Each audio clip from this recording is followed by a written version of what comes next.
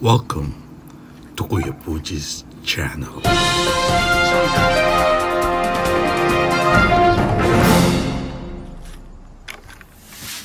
Ang kwento ng aso at ng isang bubuyog.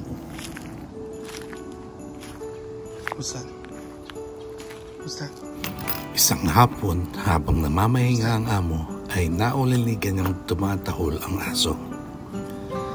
Tila baga nagsusumbong ang kahol nito, kaya't nilapitan ng amo ang aso.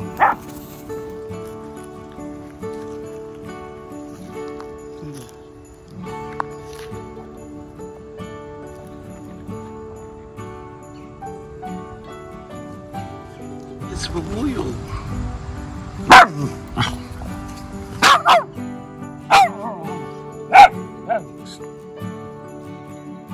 Ang aso at ang bubuyog.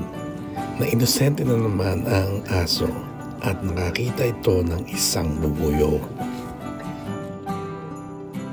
Masusi niya itong pinagmamasdan at inaamoy-amoy. Tinatahulan kapag ito'y gumagalaw. Bawawaw, bawawaw, bawawaw, ang sabi ng aso. Patuloy ang pagtahol ng aso sa bubuyog.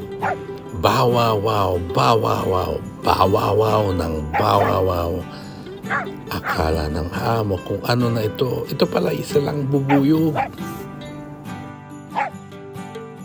Ibigyan siya sa kilos ng bubuyog. Ayan, umakyat ang bubuyog. Oh, loko. Bubuyog, no? Sa wari ng aso ay isang kalaban ng bubuyog at patuloy ang pagtahol nito na parang niya sinasabi, hindi kita tatantanan.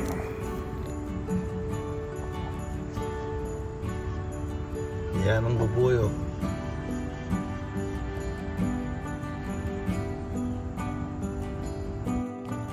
Natin malapitan ang tinatawalan niyang bubuyog.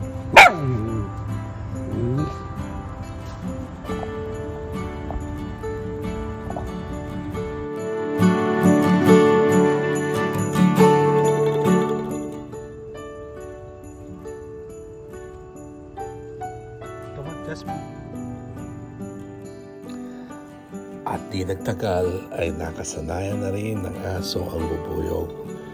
Subalit, nabibighani pa rin siya, paikot-ikot siya at patuloy niyang pinagmamasdan ang bubuyog.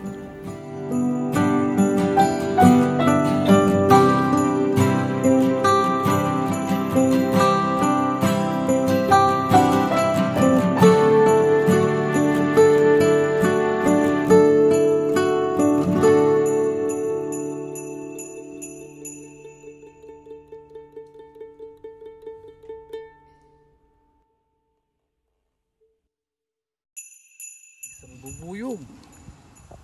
Ano naman to?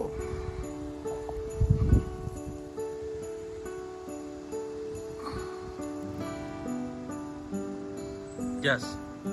Naglaon, kinuha na lang ng amo ang damo, may bubuyog. Pinakita sa aso. Bubuyog yan. Yan ang bubuyog. Hindi yan nangagat, no? Bagkus tumutulong yan sa ating mga halaman para mamunga ang ating mga halaman. Kalabasa, ang sitaw, ang ampalaya. Oh, huwag ka na matakot. At yun, pinakawala na ng amo. Pakawala na natin ng bubuyog. Ilayo natin sa aso. Yan. Paalam, bubuyog. Sa parting yun ay tila baga nakaunawa ang aso.